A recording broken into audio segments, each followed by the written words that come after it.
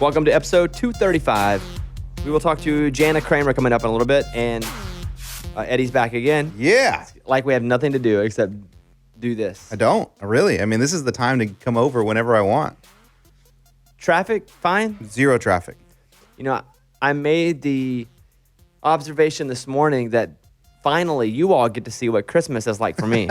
You did. Because that is sad a little bit. I mean, your explanation was pretty sad because I don't, no offense, but I mean, I'm busy doing my Christmas. I'm not thinking what you're doing. Yeah. So yours is kind of just alone. Lonely, huh? The streets are empty. Most things are closed, but you got to Google and see what's really happening. Yeah. You can move around pretty easily. But again, you kind of got to piece it together what's available and what's not. So, yeah, this is what Christmas feels like for me. Yeah, it's not good. Sorry, dude. Especially when I'm alone. Yeah. Yeah. Not anymore, though. You have a girlfriend. Woo! Woo! Yeah. I told her that later. Today, I was talking to her because she's here. And I was like, hey, this is kind of what Christmas feels like to me. She was like, stop it. You'll never spend Christmas alone again. Oh, nice. And I was like, who will I spend it with? You're like, I can't think of anyone that I would spend Christmas with. So we'll talk to Jana Kramer coming up in just a little bit. I wanted to talk about music and movies, and it also gives us a way to promote Mike D's podcast called Mike D's Movie Podcast. What's the easiest search on that? Movie Mics. Oh, that's what it's called. Yeah, it's Movie not Mics. It's not called Mike D's. Movie Mics Movie Bones. Podcast. There's Movie Mics shows up anywhere. Movie Mike's Movie Podcast. And so what you have here are your top 3 music movies. Yep. And what did you base this on? I based this on movies that impacted me the most and just ones that I think stand alone that anybody could watch and get to know like about these artists. Okay. Top 3 movies, and you've seen all 3 of them. I've seen all 3. Did you watch them recently?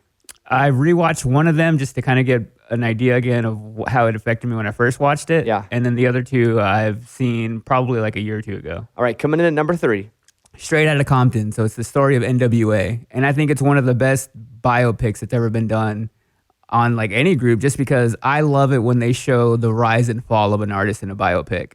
And you kind of get NWA from the very beginning when it started with Eazy-E to how he found everybody, how they got screwed over, all the way leading up to where everybody else kind of started branching off and having their solo careers.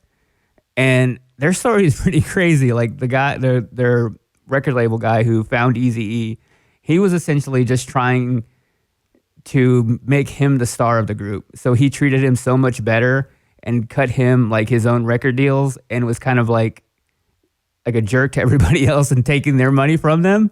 And I didn't know that about them. I didn't know that about Eazy-E, how like he was like the face of the group. And I think it was just crazy to see. Did you see Straight Outta Compton? No, and I saw that it was for free, I think, on demand this week while I'm looking through through like movies on the list. So I will see this now. Where can you watch it now? You can watch it on Hulu, and I think they just made it on demand on some other places. But Hulu, if you have it there, you can watch it for free. And what's its Rotten Tomato score? 88%. I liked it. I felt like it was very glossy. Because all of a sudden, they're like, we're going to get the group together. We're going to do a record deal. Smash cut. Sold out show in Detroit. Right. Didn't happen that way. It was a little Hollywood for me. Because, again, I was just on the end of NWA. Mike D really didn't cross over with NWA at all, like the real life version. I was just on the end, and when Ice Cube was starting to blow up. But Ice Cube's son plays Ice Cube in this movie, too, which is interesting. That's cool. You'll like it. As long as you go into it knowing it's a Hollywood version of NWA. And if you're someone who didn't actually see all that happen, because it's a pretty, and I say this in the most complimentary way, it's a pretty grimy story. Yeah. And so watch it. I think you'll like it. If you don't know anything about him, it's an interesting movie. Anyway. Yeah, I don't know anything about him, really. So, but it's, Dr. Dre produced it. So the issue whenever you have somebody producing it that was in it is they packaged it up real nice to make everybody look real good. It makes him look pretty good, too, in it. Dr. Dre is like the kid. He's got just doing the beats. He's like the good kid. And I wish it showed some more about like Dr. Dre, because he had like a whole other music career even before he got into this stuff. He was doing like funky like jazz stuff before, and they don't show that in there. What was his role in NWA? He's the beat guy. He's the beat guy. And then he wasn't the rapper, and then he started rapping, and he was actually pretty good. Yeah. But he's never really been a big rapper. No. I mean, he's only put out, what, 2 like albums? And he's done some... It was a big album, though. But like Chronic? Yeah, Chronic was huge. But he's also done a lot of features on records. Yeah. So, but do you know who is in NWA? Eazy-E, like Mike said. Okay, go ahead. Ice Cube. Yeah. And then there's 3 more. Flava Flav. And I don't That's know the Public rest. Enemy. So Dr. Dre. Yeah. DJ Yella, probably the least famous of all of them. Okay. MC Ren, who's the second know. least famous one. Ice Cube and Eazy-E. Eazy died of AIDS. Yeah. Really? You see this at the end of the movie, right? Yeah, very end. Wow. Pretty sad. I didn't know that. So I also liked it. I wouldn't put it in my top music movies because again, whenever someone's producing it, you know it's almost like. Do you have Bohemian Rhapsody on your list? No. Okay, I like Bohemian Rhapsody fine. There was that smash in that movie too, where they go, "Oh man, we just got together. Is this band ever gonna make it?" Boom, we're playing the huge stage. Yeah. We're on the tops of the Pops TV show. Where you're like, man, I get it. You only had an hour and 45 minutes, 2 hours to make a movie, but at some point you have to jump it. But the guys in Queen were producing the movie. Yeah. And they wanted it even different than it was made. They wanted Freddie Mercury to die in the middle of the movie and then be about them going on gosh. after him. Could you imagine How that terrible movie? that would be. Yeah. So, my point is, when someone is doing their own biography, Yes. it's really going to shine a positive light, for the most part, a net gain on the person that's producing the movie. And to that point too, I believe Johnny Cash's son was behind Walk the Line, and Johnny Cash's son with June's son as well, not the first wife's son. So that's why kind of you see the story based on June and Johnny versus his first wife. and that's an interesting, not story, but it's an interesting like sub story between those two, because we think of Johnny and June as this big romantic loving couple, but there was some cheating going on. Big time. I mean, Johnny was cheating with June on his first wife, and then Yes. she knew it. Yes. And you watch the movie and you don't even pick that up because you're like, oh, they have such a wonderful love story. But no, he was married with 3 kids, like this should be bad, but we don't even see it that way. Again, when you have those people producing it. But I will also say this, as a macro view at the world and stories and history, the winners always tell the stories. History is told by the winners. All right. So that's stories of wars. That's producers in movies telling stories. Like, because point. Dr. Dre and Ice Cube are so famous. Because they're so famous and they have the power to make this movie, they won. They get to make the movie and put it in the image they want to put it. Same thing with war stories that we hear about, World War I, II. The winners tell the stories. Yeah. Civil War, even. So just know that in general. The stories that get passed on through generations, be it Ice Cube or the War of 1812. Yeah, good point. The winners tell the stories. Great point, me. It's a good one, dude. I didn't even know I was going to make it today. Yeah. All right. That's your number 3 movie, Straight Outta Compton. My number 3. All right, go ahead. Number 2 movie, Mike's favorite music movies. At number 2, starring Lou Diamond Phillips, I got La Bamba. Yeah. You love this one? Oh, love it. I grew up with this. Why'd you like that one, Mike? Same as Eddie? I mean, I think it's the Mexican factor, first of all. I've never been able to identify with like a character before, and I didn't know much about Richie Valens before I started watching this, but as a kid, I saw it and I was like, oh my gosh, there's somebody actually like me who did something like this, who was so big, and just him, what he was to Mexican culture and like Mexican American culture, I think that kind of resonated with me more. I also love the time period, like the 50s are like my favorite time to kind of set a movie in, and I think at the end of the movie, it's more so a story about brothers than it is almost about the music, but that kind of ties everything in together. So I think that's kind of why it stands the test of time of kind of going back to a movie you can watch more and more, that it's not just about like the story of like Richie Valens, it's like him and his brother. Yeah, it's good. I kind of felt that connection too because I have an older brother, and a lot of times we felt the connection between Bob and Richie with him and I, and we would compare ourselves a lot. He would have a little bit of jealousy with stuff. Even when I went to college, he's just like, oh, wow, you went to college, like doing big things, and I'm still over here in our hometown. He's like, I'm kind of like Richie. You're like, oh, I'm like Bob. You're like Richie. A lot of comparisons from a movie that we were just raised with. I didn't think that movie would have such a big impact in our lives, but it does. I love that movie. I've never seen it. So Bones. It's so good. It's on Netflix now. It is? Yes. So you can watch it. I wonder if this is one I got to get the kids to watch too. Guys, there's a movie about our culture. Play. How long is it? I like back in the old days when the movies were a little shorter than they are now. I wouldn't say short. I wouldn't say it's over an hour 40. I'd say right an hour and a half. I like Joe, you ever see that movie? La Bamba? Joe's our video guy. He's editing over there. So in my young college film careers, I made a movie in college, and I got to go to different film festivals. And this one film festival, the director that directed La Bamba, he was he was a guest or whatever. And I got to go to an after party, and oh my gosh, I had a few beers in me, so I like bugged the crap out of him about like, I started doing lines to him like, dude, so was it really like Richie? He's just like, we don't know if it really happened that way. We just kind of went with it. I know the sub story of that, meaning Buddy Holly. Yeah, like I mean, the La Bamba sub story would be because that's about his life. Yes, but how it ended with him in the plane crash. But I mean, I'm very familiar with that as a main story.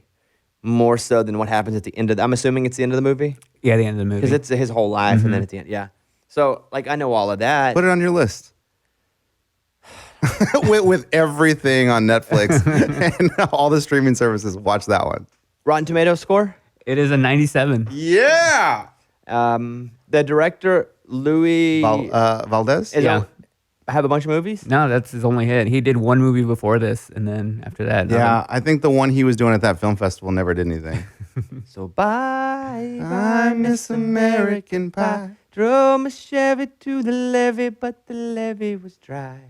The good old boys were drinking whiskey and rye, singing, this'll be the day that I die. What?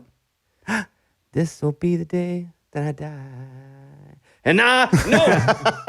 10 minutes later, you're still going. And your number one music movie? My number one music movie is This Is Spinal Tap. Wonderful. Yeah. And yes. And then this is right down my lane because this inspired everything that I love about TV and movies now. Mm-hmm. There wouldn't be The Office without Spinal Tap. There wouldn't be all of those Christopher Guest movies. It's the name, right? Yeah. All those movies that I love from... Best in Show, Waiting for Guffman, all those. Is it mockumentary? Yeah.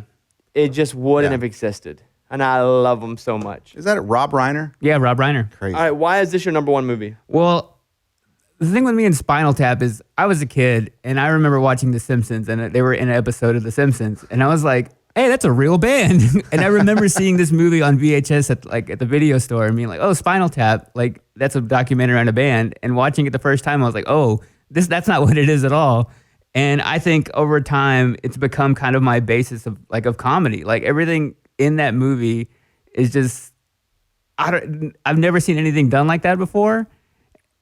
And I just think it holds up and it's just funny, man. It still holds up a little bit. Yeah. I mean, the quotes still live forever. Yeah. And even we were thinking about doing a scene last week with Dirk Bentley's band, Hot Country Nights. And we were kind of writing an opening sketch for the Opry show with them. And someone had thrown out, hey, why don't we do the Spinal Tap where they can't find the stage? Love it. Yeah. But that's still a thing. Yeah. The fact that we're sitting in a writing room going, why don't we do the Spinal Tap thing? We're Hot Country. And we didn't do that.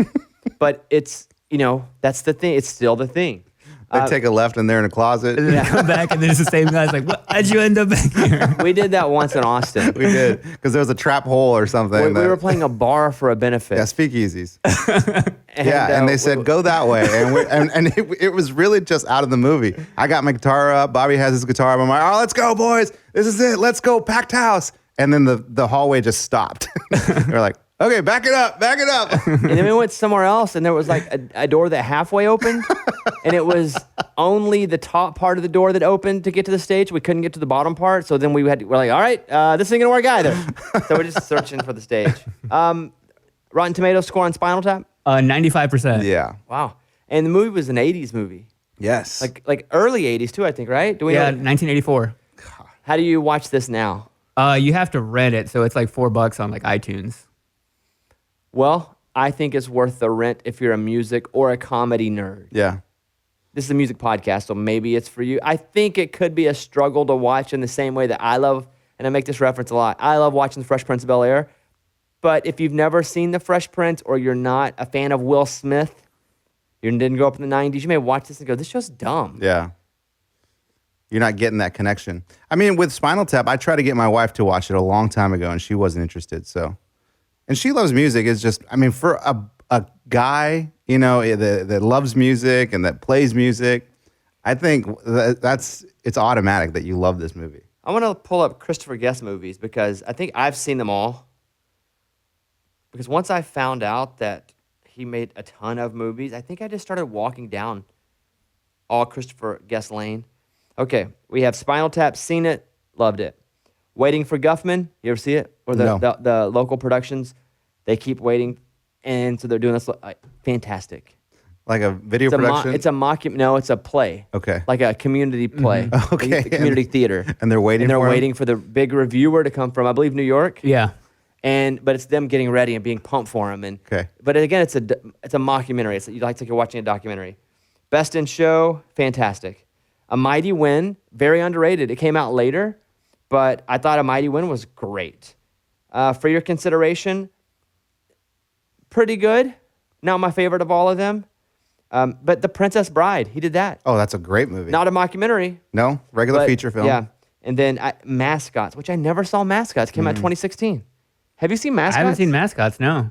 I feel like such a fraud. That's the one movie you haven't seen. It's like me going, wait, there's another John Mayer album that I don't know about? Right. Whenever Mike was going to come on and talk about these movies, mine is not a rating. But I think about my favorite music movies, because I know we've talked about favorite biopics before. But if I could recommend one, that's Searching for Silverman. Sugarman. Thank you. Fantastic. Why do I get the Silverman thing mixed up? Saving Silverman? Okay, got it. Searching for Sugarman. And it's on Netflix, I think. Yeah, it should still be on there, yeah. It's a documentary about a guy who was from Detroit, was like a, rock, blues kind of guy. 60s guy. And just stopped making music.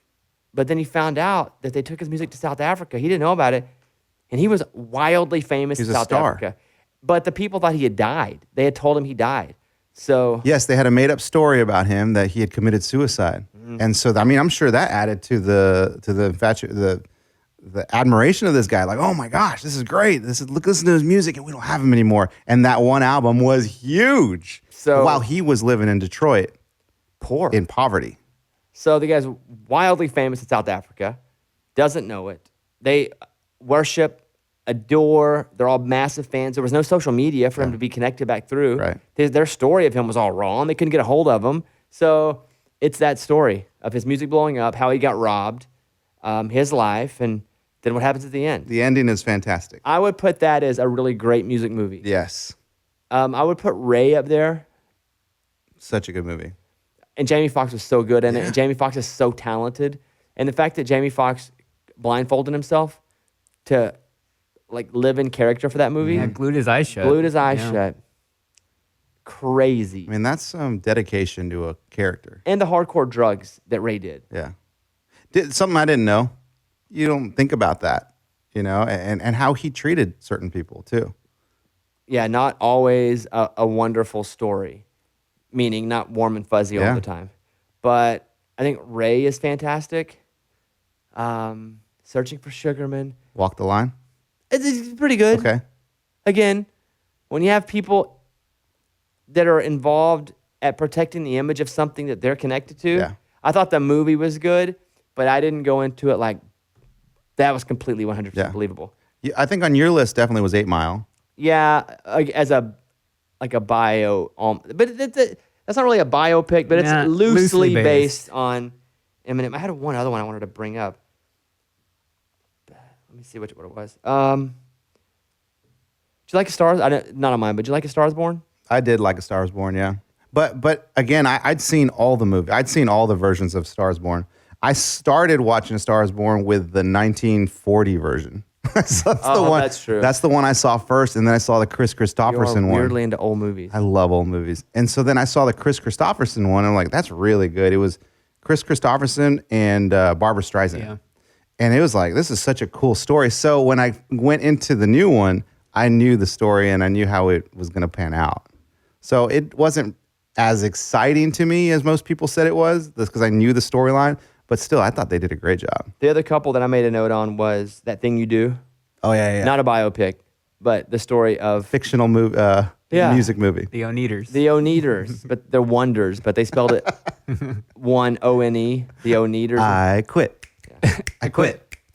I quit. That was good. And the Blues Brothers. Yes. Which is a great one. Yes, that is a good one. Which had a #1 album at the same time that John Belushi had a #1 TV show, SNL. At the same time, he had a #1 movie, at Animal House all at the same time. Crazy. Just blowing up. You imagine his career just flying at that point. Yeah, that's why he died. It just a lot all at once and freaking OD'd. Yeah, he was supposed to be in Ghostbusters. Oh, was he? Yeah. Bill Murray take that spot? They ended up, yeah. He was going to be Bill Murray's character. And they ended up, that's why they made him Slimer. They made him look like him. Oh. As an homage. Because I saw the movies that made us on that. I think it was Bill Murray, right? Yeah. And it was like the day before, and they still didn't know if Bill Murray was going to show up. Like, even then, he was the same as he is now. It's not like he just turned into this weirdo. Yeah. He's always been that weirdo. And they were like, is Bill even going to show up? And then he showed up like the day they started filming. Have you seen the Bill Murray stories? Mm-hmm. Well, I've seen the Netflix show. I don't know what's it called. I don't know the official name of the documentary, but this is where people just tell the stories of how they met Bill Murray. It's so crazy. The one of the guys in Austin that it was South by or something, and Bill Murray's in a bar, and they're like, hey, we're playing music. And then he just goes to that house. To the house. And like chills, and there's like a little house music, and he's playing like drums. Do you remember that band that's in that? I don't know. The Like? No. They would come to our studio all the time at Emmy Television when we worked there. Were they good? They were really good. 3 girls called The Like. And I don't know if they're still together, but they were really good back then. And I don't remember where they were from. I think they were from the Northeast, but every time they were in Austin, they would stop by the studio. So when I saw that documentary, I was like, I know those girls. And they're hanging out with Bill Murray. Yeah, he would just be at random places. I guess he lives in South Carolina. I think so, yeah. And that's why he's a big South Carolina minor league baseball person. I think he's part owner of that. Yeah. Of that team. And then he has a big red phone that you just call and leave a message, and he may get to it, he may not. No cell phone. And I used to think when those stories first started coming out that was just his thing, and he's being crazy Bill Murray now. But no, apparently he's always been like that. Even on that movie he did with Scarlett Johansson in Japan. Oh, it's such a good movie. Lost in Translation. Yeah. That was a thing. I don't think they got along that well because he was so weird. But I'm sure she was weird too. What's her name? Who's the director of that? Sofia Coppola, which is Francis Ford Coppola's daughter. I never saw it. Oh, you never seen that movie? Bones, it's really good. I think weirdly it's your style, where it's very sad. It's got a sad kind of feel to the whole thing, lonely feel. Yeah, but I'm not lonely anymore. Like we said earlier, I got a girlfriend now. Yeah, she's been there for like a week and a half now. I think you'd love it. All good. Mike D, appreciate that. You can check out Mike D's podcast. He was talking music movies here, but he talks movies all the time. And what are you talking about on this latest episode? I'm going through how movies make money. So overall, like at the end of the day, what they have to do to make money, and then how all that revenue comes back to them. Like, what do they have to do? I don't understand. Like, you put it out, and then you make money at the box office, and there you go. Well, it's like all the cost in between of them, like having to like make the actual movies that go to movie theaters that they put in there, all the promotion that goes into it, like all the hidden costs behind when you hear like the gross income that a movie makes. That's not really what they end up taking away, what it seems like. So there's a bunch of other stuff in there. I've always wondered if the theater has to purchase the movie just not knowing if it's going to be a hit or not. Can I speculate? Because I don't know the answer to this. Okay, I you can tell me if I'm right or not.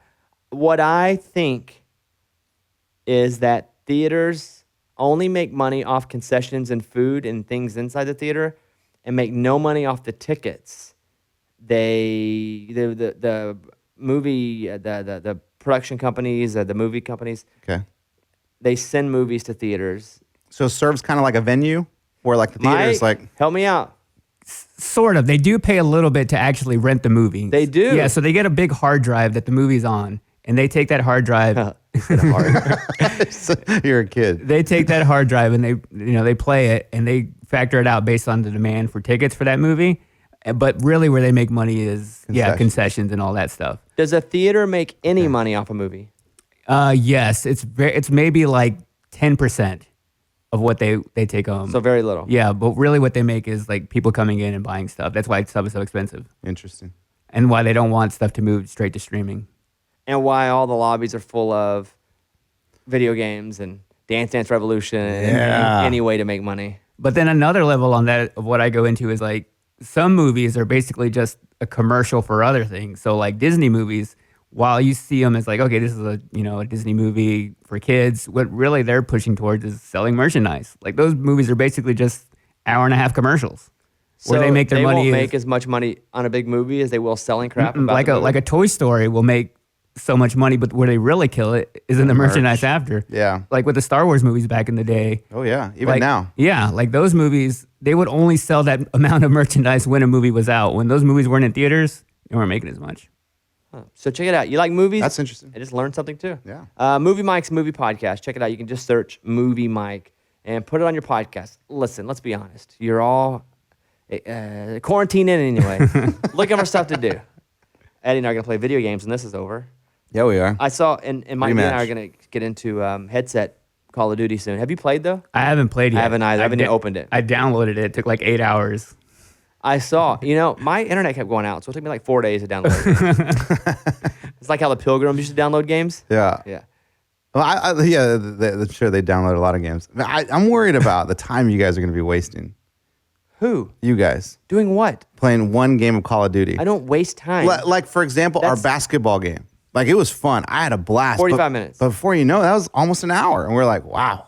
Yeah, I need that stuff because I have a lot of goals during this break. Yes, you do. I'm gonna write like 20,000 words for a new book. Hopefully, I'm gonna get 2 workouts in a day. When I start doing this show from this house, because it's gonna happen at some point, it's gonna happen. I was just watching the news, and the doctor that works for the White House just said most likely we'll see a peak in corona cases in 45 days. A peak. So we haven't seen anything yet. Oh, we've seen nothing yet. Yeah. So that's 5 weeks for the peak. So you're talking about 8 or 9 weeks. God, I'm running that Peloton a lot. Twice a day. Yeah. So, all right, check out Movie Mike's Movie Podcast. And if there's ever something you would like us to talk about on this, because this is a music podcast, go to the BobbyCast Instagram page or Twitter and send us a note. And just say, hey, it'd be cool if you guys talked about this, because we're always looking for stuff to talk about. Yeah. And, we bring people in. I don't know if I'll be able to bring guests in for a while. I have to do them on the phone because nobody wants to get the corona. Not that we will, but nobody wants to get it and then not get sick and pass it to somebody else. Do you think it'd be easy to get guests now that they're all quarantined and not touring and busy? On phone, yes, I do. I think it'd be a lot easier just to get somebody to pick up. So you're going to aim high? Well, yeah. So Bono? Later on dang it. Yeah. What's he doing? I wasn't going to go Bono. I was going Rolling Stones. I was going to go Mick Jagger. Mick and Richard would be Keith would be cool. You got to protect them. They're like 100. Cool. Oh, gosh. They're very susceptible. There you go. All right, there you go. Thanks, Mike. Right. Hey guys, it's Bobby Bones. Welcome to the channel. If you're new to the channel, subscribe and then go check it out. A lot of artists, a lot of songwriters, a lot of music. Welcome to the BobbyCast channel.